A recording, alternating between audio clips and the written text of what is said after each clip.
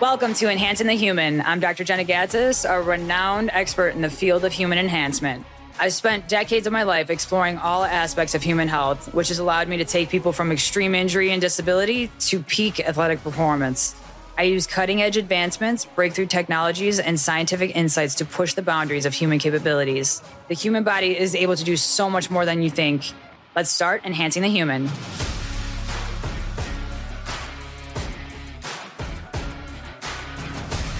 Hello and welcome to Enhancing the Human podcast. I'm your host, Dr. Jena. Today we step into the ring with world-renowned boxing coach Julian Chua. Join us to discover the untold stories and tactics behind boxing success.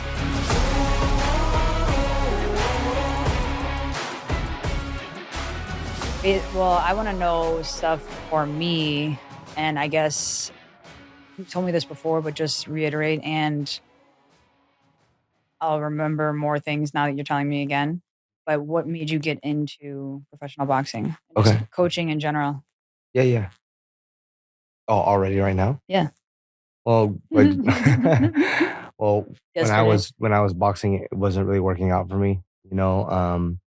It was I kept fracturing my hands. I had scaphoid fracture, distal radial fracture, fractured my left and my right hand, and it was just like a lot on my heart and a lot on my mind. So Scaphoid is not a good bone the to break. break, yeah, it was almost dead. Like it was like Yeah. it would be blackened X-rays, and I actually don't even know. It still is very painful today. Like I do Olympic lifting now as my workout, and like I have to strap my left wrist way tighter, and I stretch and everything like that, but it feels like the same place where I fractured it before. So, anyway, it was just like not working out, How and long did you box for?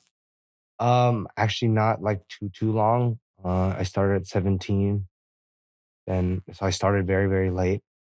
My mom didn't want me to box. And then I was gonna turn 18, and I was like, well, you might as well let me try this year, I'm gonna do it next year. She was like, you're an idiot. She's a doctor. And I said, well, I guess I am. And followed it. I felt like there was something in my heart with it and followed it, and it changed my life. So and in some ways it saved my life. Not in the same way a lot of these other kids, like they would have been in the streets. That wasn't me really, but coming from a small town, there isn't really much to do, and a lot of my friends are gone actually. You're saying it like kept you out of trouble. It definitely kept me out of trouble. I even have like some great memories with friends that are gone, deceased, like running, and they were like after we all went to like a house party, all drank, and I didn't, and running, and it was winter in the snow, and it's just like a core memory for me. Rest in peace, But that's how I started boxing, and the last time I competed was 2012 or 2013. I think 2013.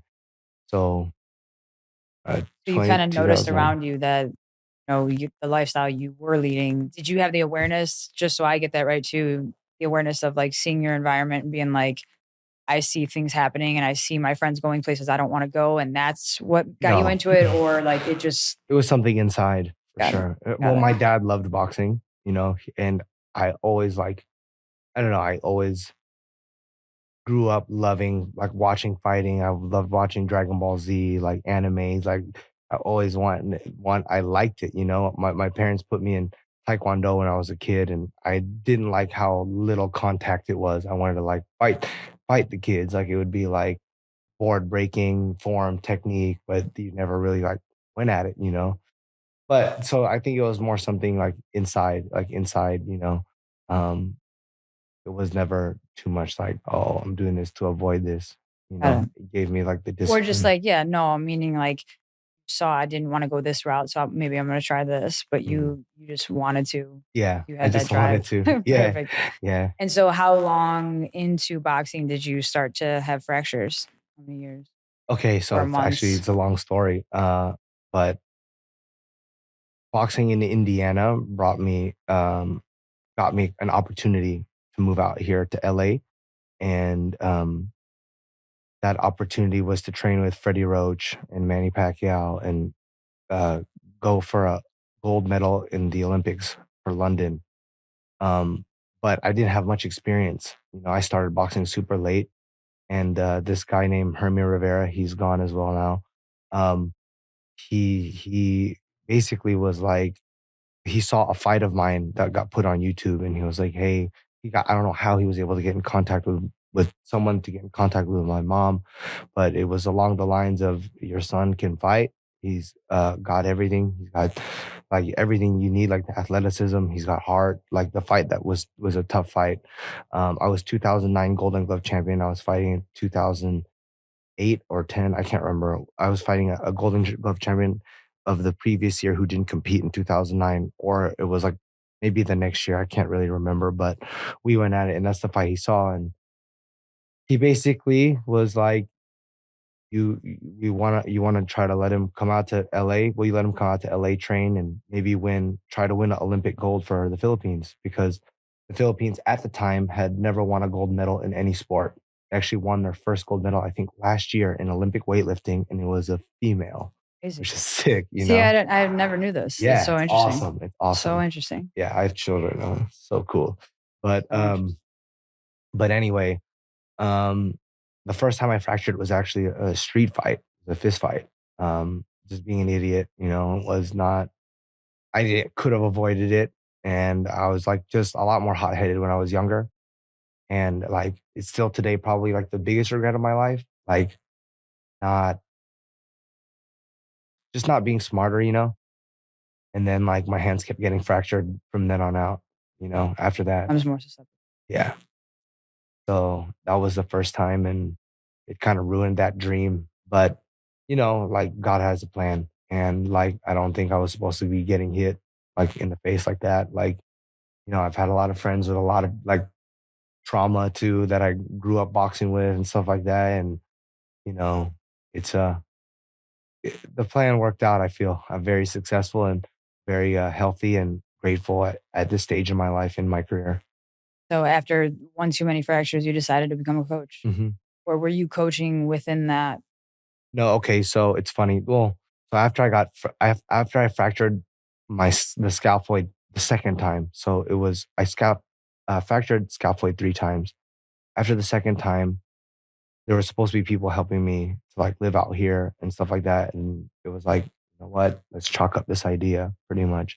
So my mom was like, "You need to find a way to support yourself out there or come home." So I started doing strength and conditioning. I just learned everything I could on, like, YouTube and whatever, and I had fights. I had amateur fights, so the other professionals and stuff, they respected that. Like I knew what they go through and stuff like that, and um, that's how I was supporting myself out here for quite a bit of time with strength and conditioning. But I never like loved it. It wasn't like every time I was healed, I would go right back to boxing. I just wanted to box. Like I knew it felt like just like a band-aid, and it still felt that way all the way up until I started training fighters in boxing. I went from being broken to doing training clients and stuff like that at a gym called Wild Card West, which is now known as Churchill in Santa Monica. And and I was still like trying to box then, and then when I started training the pros as the boxing coach, the jitters and the want to like pursue the dream of fighting just disappeared. Same. Yeah. So then the biggest change from strength and conditioning and just training people, for people that don't know, one, I wanted to just touch on the scaphoid, because Mhm, the scaphoid is known as a bone in the wrist that doesn't get a lot of blood flow. mhm, So there's a high probability of it, you know, risking death in the bone. So the tissue not getting enough oxygen and then it not being able to survive. So you have to be careful with that. mhm. You're very resilient. That's how we know each other, is because we both hustle hard, Yeah. and we've always, Yeah. Long way yeah, for we both of just us. keep roll with the punches, many punches. But just the difference between strength and conditioning and what you were doing with just training normal people, or you were training some athletes, some fitness boxing. Mhm, Remember that, but then and then just the skill of boxing in itself. mhm. So one of the biggest things I felt like, and I'm kind of struggling a little bit with this today even, but like with strength and conditioning, like at the top level of boxing, everyone is in good condition. everyone is in shape. You're not going to catch somebody at the world championship level that just didn't train hard. Everyone's going to be, you know, physically fit. So I felt personally that like strategy was much more important. Technique was much more important. You know, like you can get your guy super, super strong, but if he still throws his punches real wide and he telegraphs his shots and stuff, the other guy's going to see them coming. You know, like I just felt like I could play a stronger role, and that role made me feel fulfilled, you know? That everyone has to be in tip top shape and just all like going into it. It's different. Like the motivation behind someone that's just general public or that doesn't care about what you do. Mhm, And you've grown a lot since I first met you. So we met at Churchill Boxing mhm, in Santa Monica. So I did a lot of the physical therapy there. mhm. And I worked with you a lot. I'm like, I Yeah. did a lot. Magic, by the way, might I add, and I'm not just saying that, like Oh, well, magic. I want to ask you a little bit about that too, just because I was trying to find content of you too that I have, and there's so many before and afters of, Mhm, just your mobility completely changing, mhm, and mhm, mhm, the fighters too. mhm, I could mhm, do things very quickly, so in pro mhm, sports, it's the best of mhm, everything because then the guys can keep training. But it's all just like bringing people's potential out. It's just similar to what you do, mhm, and we also train together. So mhm, I mhm, love boxing and I love mhm, learning different skills from different experts, and so I've trained with you for a long time now, and now you're over at Brick House. But yeah, we met, and you've come a long way as far as your understanding what you do. I see you watch videos, I see you look at different cues, but you're very well rounded now when it comes to training because I feel like you're looking at many different perspectives of a fighter versus just sticking to what the fighter's good at, and Yeah, that's an art in itself. You yeah. know that 100%. You know, it's funny though, is like sometimes this is something I'm struggling with a little bit is that sometimes maybe I haven't really have figured this solution out, but sometimes I feel like that I may be a little over analytical. And even if I'm right, boxing is a very feeling game too. As much as it is thinking, it's also instinct and it's a beautiful flow of instinct and thought. And if you don't think enough and you're against a guy who's a very good thinker, you're probably going to fall into every trap that they set. And if you're a guy who thinks too much and doesn't feel what's going on, you're just going to sit there and do nothing and get hit.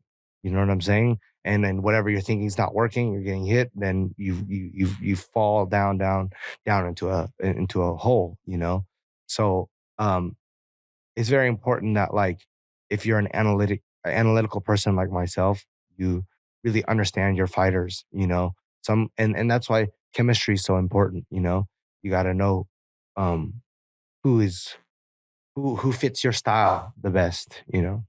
And you have to know where the person's at. And it's hard Correct. because a lot of ego in boxing Yes, with yes, coaches and with the fighters. yes. So some people want to, and this is how I feel we are, and that's why we have the success that we have, and we've been friends for so long because we just constantly want to be better and we Hmm. want to learn Hmm. more. We want to grow. We want to see different perspectives. So some people, and that's uncomfortable. Hmm. Knowing your vulnerabilities and exploring your vulnerabilities is very uncomfortable. So Hmm. not a lot of people like to do that. Some people do, but they don't recognize that there's a resistance there in the beginning. It's uncomfortable. Hmm. So if you don't have that understanding of yourself, you're selling yourself short because you don't want to explore things that make you feel uncomfortable. That's right. So it's just doing it early enough to where the person can learn it and master it before going into their performance is the best thing ever. But some fighters are very old school and they're stubborn and they don't want Hmm. to learn new tricks. Hmm. But Hmm. I mean, how are you going to be a warrior in the ring when Yeah. you're limited, Correct. What if Correct. the other guy's studying way more than you are? Yeah. So I love being analytical and I think it's important. It's just like you said, knowing your fighter and also the other people around you. So Hmm.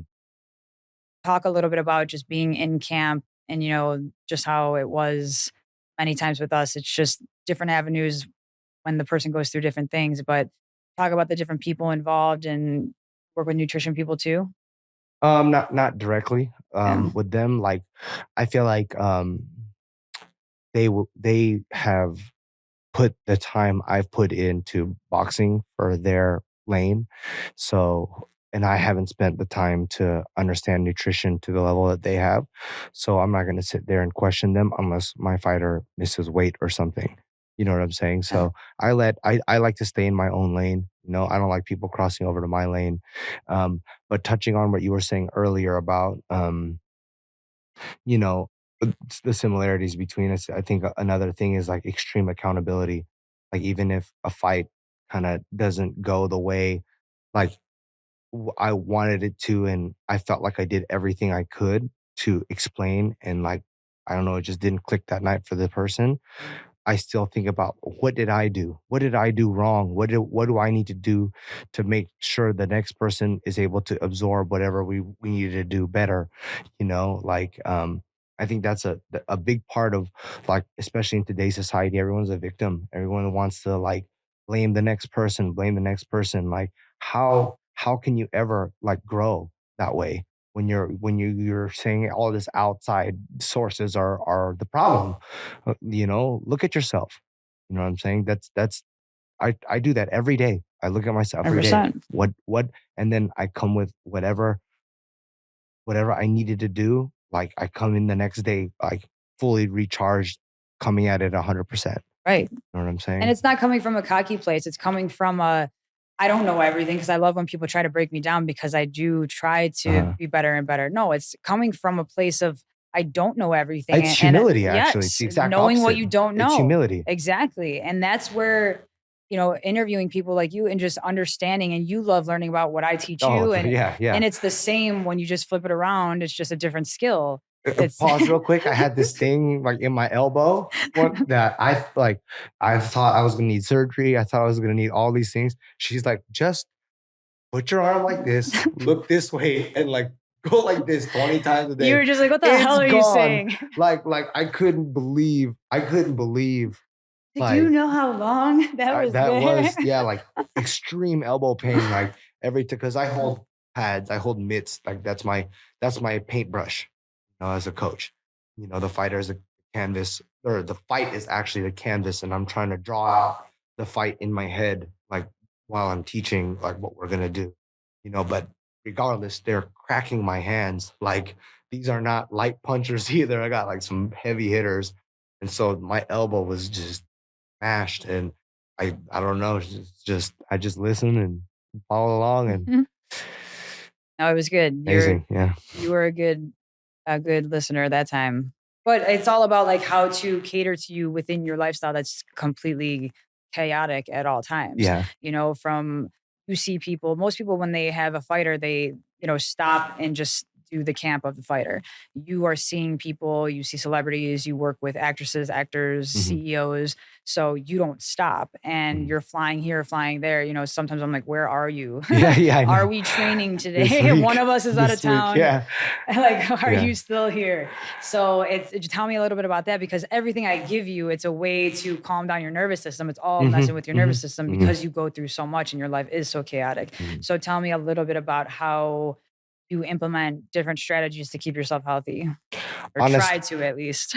Honestly, stretching has been like a big part of like feeling better. I've like recently, within the last 2 years, fallen in love with Olympic lifting. I'm gonna compete at the end of this year.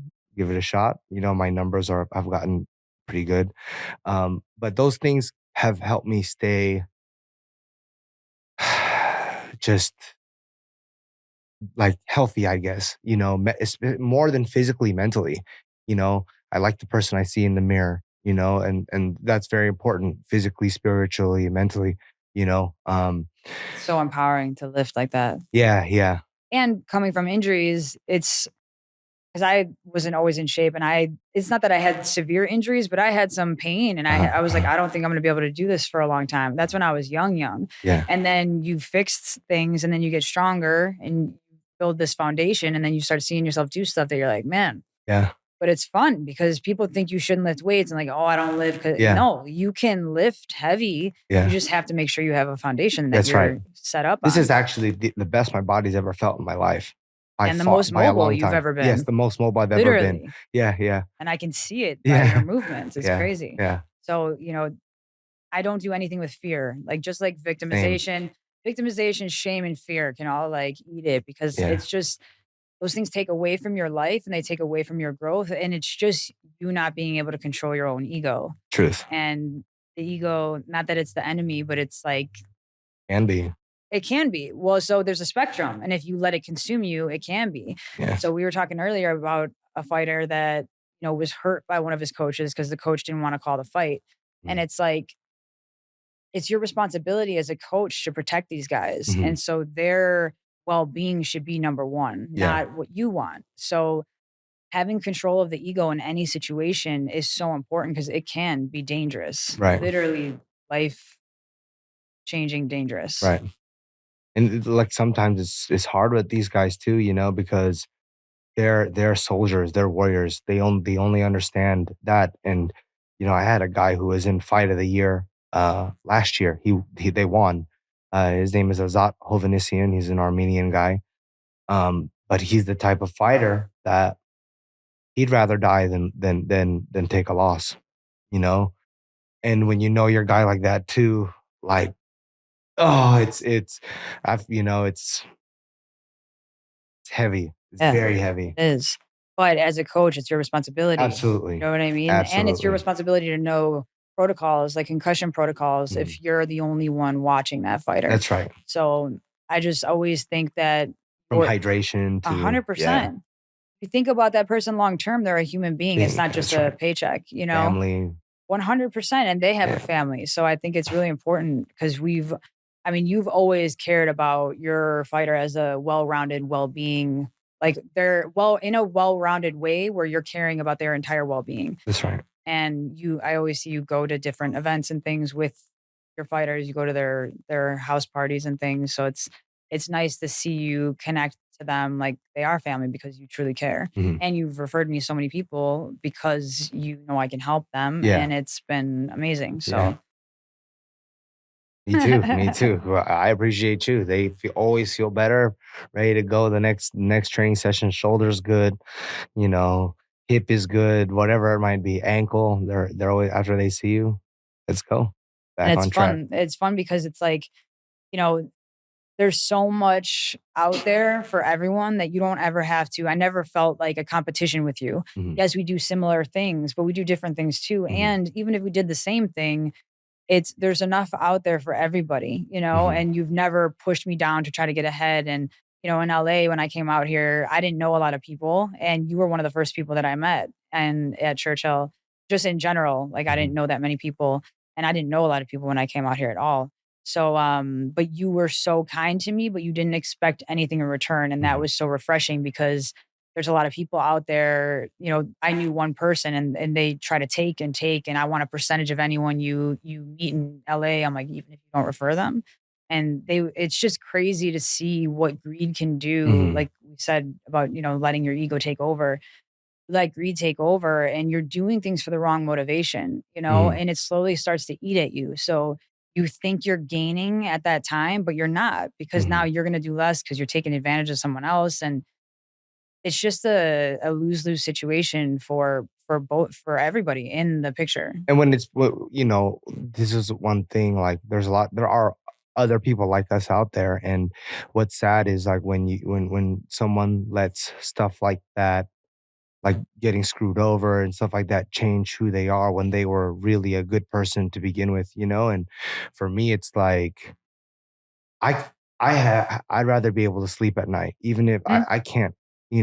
I can't. I've been like this since I was a kid. I never really like. I would do stuff for people and I don't need anything in return. I just like I'll to never see you forget. happy. I'm You know like, what I I'm saying? forget. People remember you did that. I'm like, Yeah. no. Yeah. Same But here. you're welcome, I guess. Yeah. Like, Yeah. because that's what it should be. Otherwise, why are you giving? That's right. It's for you, not for them. That's right. And it should always be you're giving to give for them.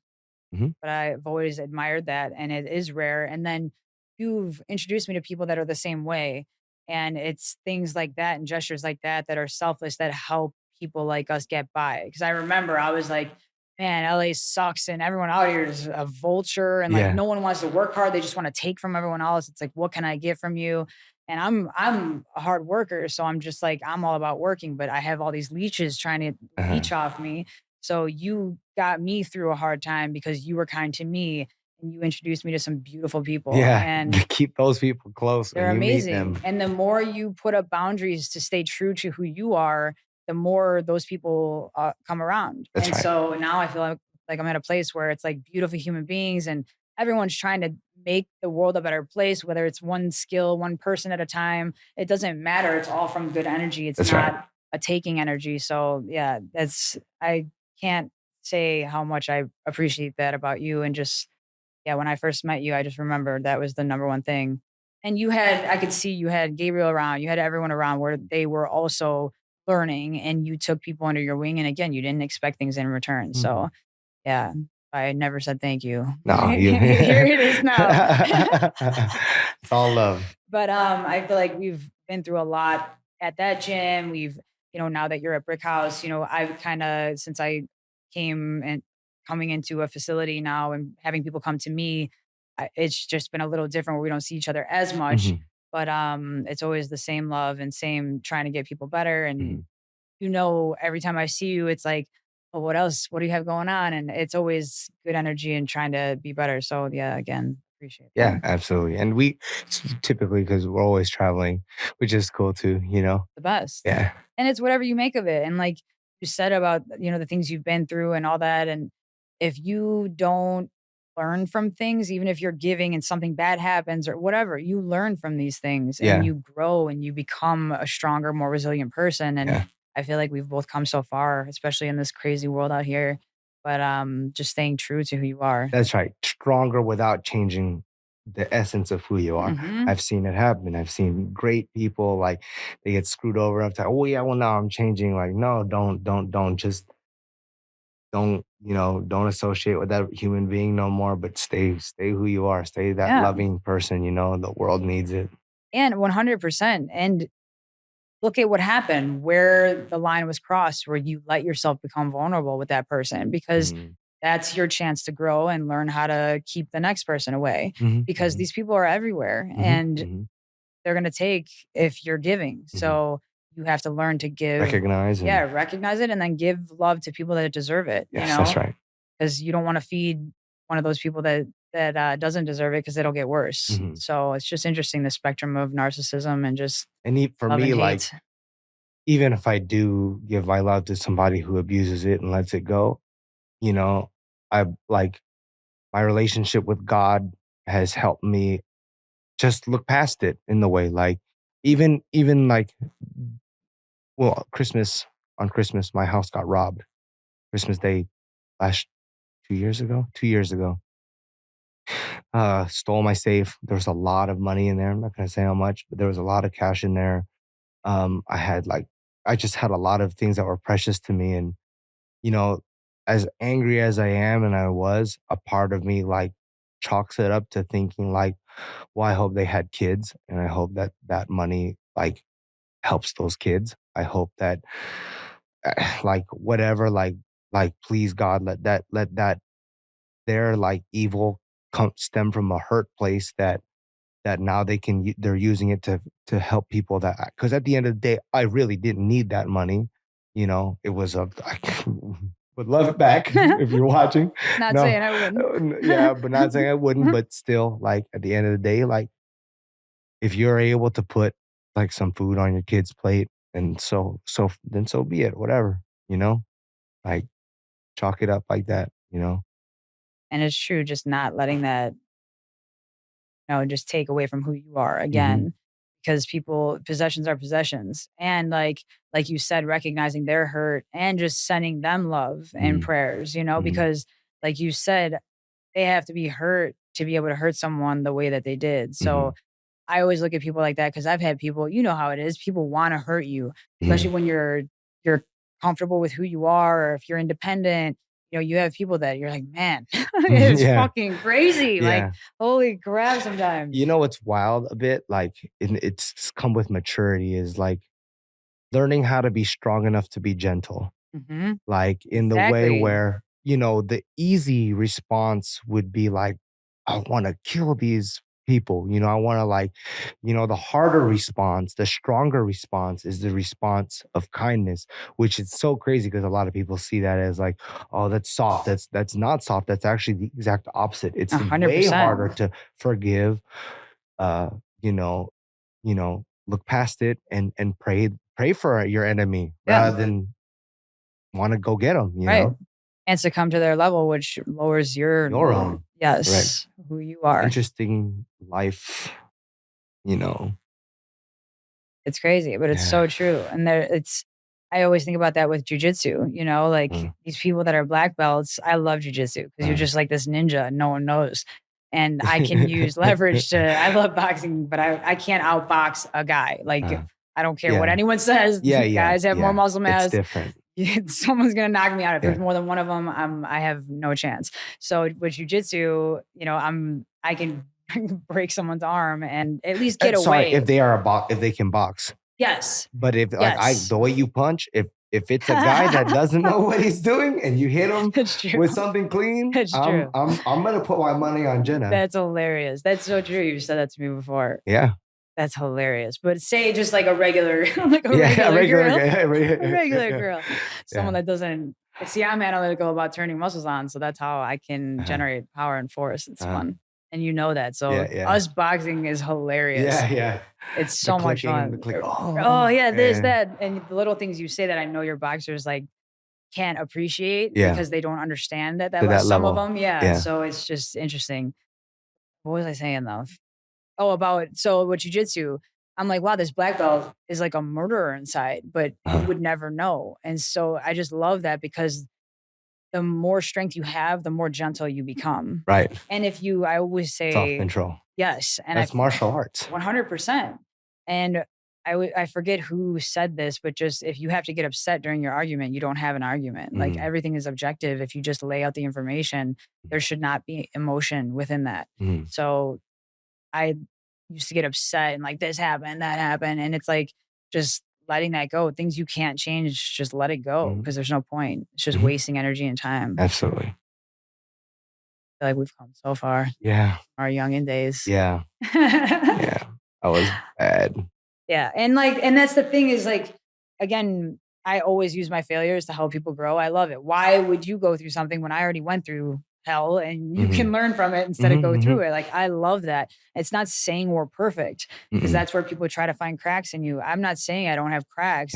It's just saying like, I'm learning from this and I at least have enough awareness to see it and then recognize there's options and different ways to handle it. So yeah, just recognizing your own, like you were saying, humility, just recognizing what you do and how you act so you can come with, some, I don't know, just better ways of treating people in daily life. Cause I feel like we need more of that and more accountability. Everything, not just boxing. Who do you have coming up? You mentioned it earlier as far as fighters. I have a kid. He's 6-0, 5 knockouts right now. He's a 154 pounder. His name is Jordan Panton. He's fighting at the OC Hangar. He's the main event, February 15th. Then I take a red-eye flight to New York. I have a kid on the 16th, the next day, Arnold Gonzalez. He's also undefeated. He's fighting on the top rank card. He's come so far too. Yeah. He's fighting on the 16th. And then I got Gilberto Ramirez. He's got a world championship fight coming up March 30th. And then Scrappy, there's no date yet set for him, but he's got a world title opportunity. Should be having a world title opportunity. It's probably sometime in April in the spring. So it's going to be a very busy year, and I can't wait to enter the jungle with my guys. Fun because a lot of them have come up together too. Scrappy's come so far, and he's the same way where he wants to constantly learn and he's listen and understand, whether it's boxing or other things. And so he's come a long way, and to see that he's fighting for a title fight now, it just makes me so happy. It's funny because like if you don't know him and you watch him and how he acts, and you would think like, oh, look at this cocky guy, blah blah blah. But what you're saying, to add to what you're saying, like if you're as cocky as he is, these people believe he is, you wouldn't understand how humble he is to want to learn, and like his willingness to learn it and get better and get better and get better. Like he's confident. He's not arrogant. You know what I'm saying? Arrogance. I know everything. You guys can't tell me anything. This kid is a sponge. You know, like you know, he's not what a lot of people try to like portray him out to be and think he is. You know? Yeah, but then again, too, I feel like that brings because everything's entertainment, and I feel like he does a good job with that, where he Yeah, spins yeah, it yeah, yeah, into entertainment, yeah, and he plays the part. You know, yeah, he likes to put on a show, and yeah, he yeah, feeds into that. yeah, So, you know, if you look at just our society in general, no press or any press is good press, yeah, I yeah, guess. yeah, yeah, So I think that he plays it off well, and he maintains his humility because he yeah. just on and he doesn't really. I don't see him feed into any of it, No. but it's funny because people will Yeah, say and talk, but yeah, you just put your money where your mouth is, and your actions will speak for themselves. yeah, For themselves. that's right. No, yeah, you're right. Right? I was gonna ask you a little bit about, how I helped you and just different things that we've worked Yeah. on. Well, for all the short kings out there, when I got done working with Jena, I grew like 3 inches in height just because of Oh, my posture. you have no So, idea. all you So short kings out there, I come can't see believe you Jena. just said that. So he put that together. Like so as far as cocky, I'm now confident and cocky in this to where that's something that I do for people. Yeah, This guy's like, I took out the hem in my pants. He's like, I'm taller. I can't yeah, even yeah, believe it. I'm like, I know. I'm like, yeah, I'm so confident about this. yeah, I literally transform people because people are like, yeah, I used to be this tall and now I'm this. I'm like, yeah, you get spasms internally, yeah, and like the lever arm is so strong because the muscles are so close to the axis of rotation. So your muscles literally take away from your height. uh-huh. So the fact that you said that, I'm telling you, it's so hilarious watching these people change. Like, but like in a superficial way where this Yeah. lady's like, my necklaces look so Yeah, much yeah, nicer yeah, on yeah, me. And yeah. I'm like, oh, she's like, I And didn't think my neck could change. there are And I'm always like, these little yes. annoying exercises that like Oh, it's the worst. you're sitting there. I can like clean and jerk like X amount, like pretty heavy weight Over and now. over. And you'd All this, rather and do then that. it's like squeeze with your hand like behind your whatever, and I can't do it for more than 2 seconds. It's And you like don't even know what's happening. Like people have to correct. look at their arm, and that's that resistance I was talking about with boxing is when you're priming the nervous system to learn a new pathway, a neural pathway to master a new way of moving. Mhm. There's so much resistance behind it. Like people get mad at me. People like, and I have to use a lot of tactile awareness, like poking, and because their brain Uh, doesn't understand. uh, And people are like, why do you fucking poke me? And they get so upset, and it's so yeah. funny. Me, I've been fixed so many times. I just go with it. I'm no But as questions far as asked. people that first meet Yeah, me, yeah, yeah. but it's funny because even that, like, I tell people now, I'm like, you're, you are the problem in your progress. Uh-huh, Your uh-huh, ego won't let us get anywhere. So when you uh-huh, want to wrap this up, like, we can move forward uh-huh. because there's just we can have, we can change things so quickly and we can change a complete injury in little time. But if you let your ego take over, you don't listen. Yeah. It just holds your nervous system in this heightened state. Uh-huh. As far as a takeaway from coaching, what do Mhm. you think being a coach, like what's the number one thing that you can give the audience as to just what sets coaching apart from like good coaching versus bad coaching? And I know you touched on it a little bit and it's just connection and all of that, but to wrap it up into one thing, just Yeah, I would say it's about the fighter. That's it, you know? It's about the fighter. Um, that's why I don't like even use Instagram anymore. Like hardly. I'm on there once ever in that a blue moon, you know. It's about the fighter. You know, don't be tougher than the fighter, you know. Um, really care about them, you know. I um I would say that, you know, like care. yeah. Really, really care. And I feel we're very similar in that too, because it's go ahead. with with caring about people, they can feel it. And I Mhm, always say that, like, when I speak, I do a bunch of different things for physical therapy and strength and conditioning. I talk about how love is the number one thing that changes people. mhm, When someone feels that you truly care about them and they know in your heart you are doing what's best for them, mhm, their potential is endless. mhm, We all operate at barely, just minimal of what our possible potential is. mhm. And I feel like that caring helps bring that out. And Mhm, it's unbelievable what someone can do when they know they're cared about. mhm, mhm, So I love that you said that because I feel the exact same way. It's true. And then you have these relationships for life, mhm. and even if it's not boxing and it continues on to something else, it's like that person has, whether they mess up once in a while or not, they still have love in their heart and they want to do what's best for the most part. Mhm. There's people out there that don't want to do best for people, the best for people. They want to, they have negative motives. So, you know, whenever you have that, just cherishing that and just understanding that that's so important because we'll overlook it a lot. They feel it too, you know? A Mhm. lot of people don't, like a lot of people don't know this, and, like, after a fight, if your guy loses or something, all the people come out, "Oh, he needs to leave his trainer, he needs to."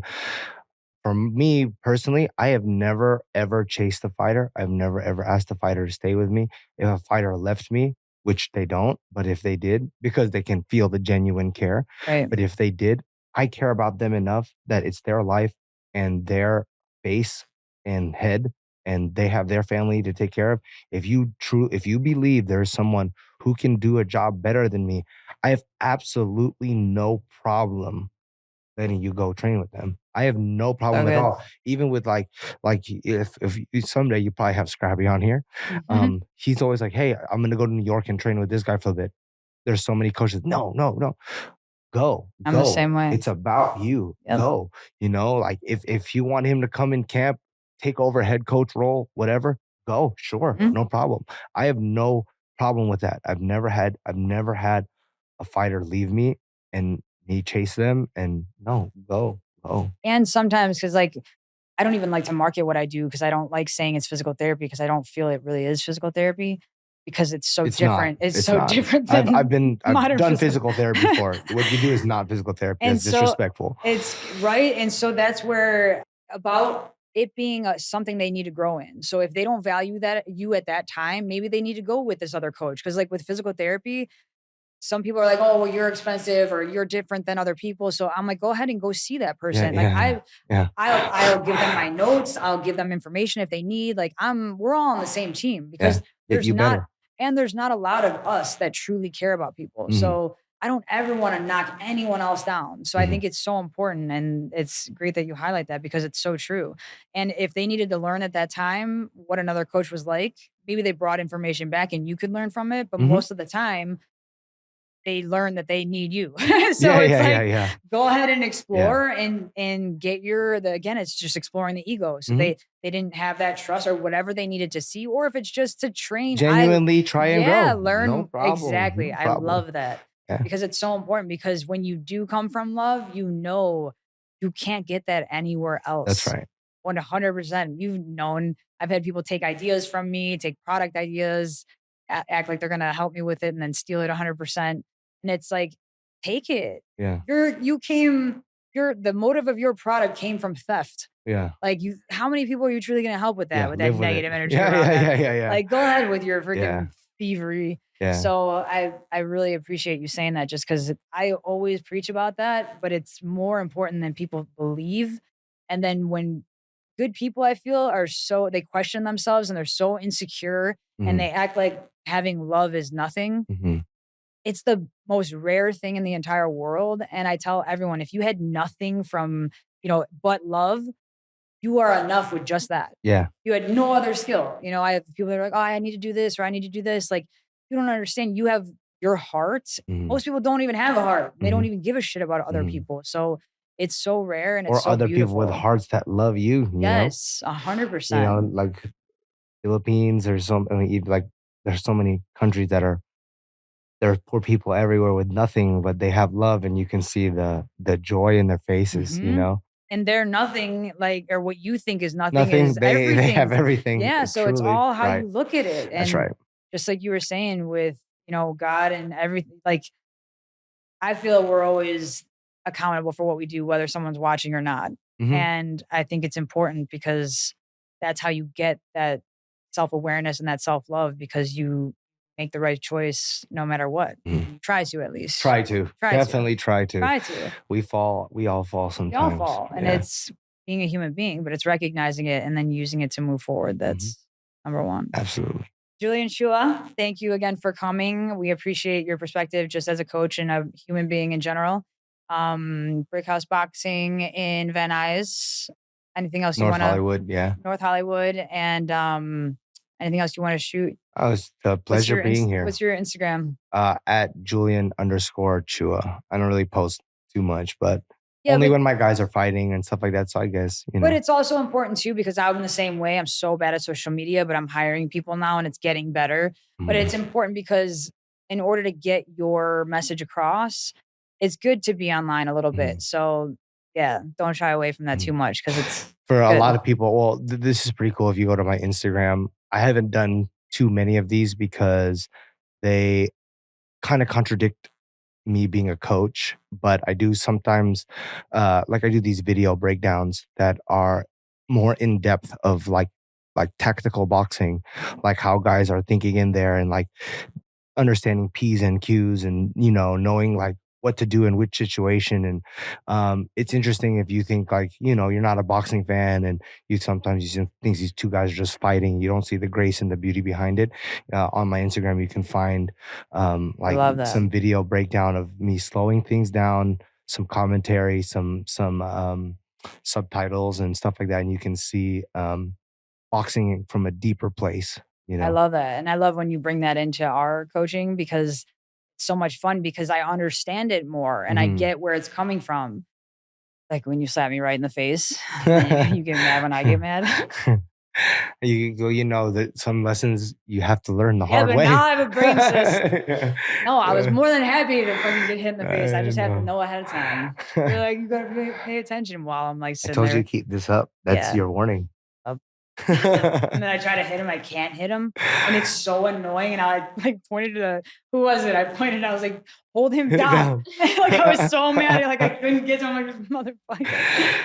But we appreciate you being here. I appreciate being here. What you do. We're gonna see many wins. Yeah, you're right. We should have Scrappy on. It'd be hilarious. Quite the entertainer. Hilarious, yeah. But yeah, just always much love. And if you ever need anything injury wise, know where to come. I know. Good times. Again, we want to thank Julian Chua for joining us from Brickhouse Boxing. There was such a beautiful message, and I think it's so important to understand in success and in climbing the ladder of success. There's a lot of things that can come into play, and it kind of waters down what your true motive is. But your true motive, always remember, is to do what's best for the person, to do what's right, to even if you have a skill not related to a human being, doing what's best within that skill, so that you're giving it all you have in the right way that it should be given. And it's just so important to understand that you can make so much money. You don't have to cheat people. You don't have to scam people. Money will come when you do the right thing. And when people recognize that. And sometimes it doesn't seem like that. And sometimes this world can be overwhelming, but just know that life is trying to teach you something, and it's important to recognize those little lessons and then keep growing, because there's so much at the end of that, and there's so much growth, and there's so much love. And it's just important to never let your world change you, because if your heart is true and loves, then just try to maintain that, because it's what's good for your soul. And it's so important to just stay true to who you are and true to what you do. So again, I thank you guys for joining us. This is Dr. Jena Getzis on Enhancing the Human. Just remember, if you guys haven't followed our podcast, go ahead and follow, subscribe, and like. And if you have any questions or you want to comment a little bit about the episode, reach out to us in the comments. Or if you want to reach out via Instagram, go ahead and ask us any question you want, and we'll try to get back to you when we can. And remember, just stay true to who you are. Join us next time.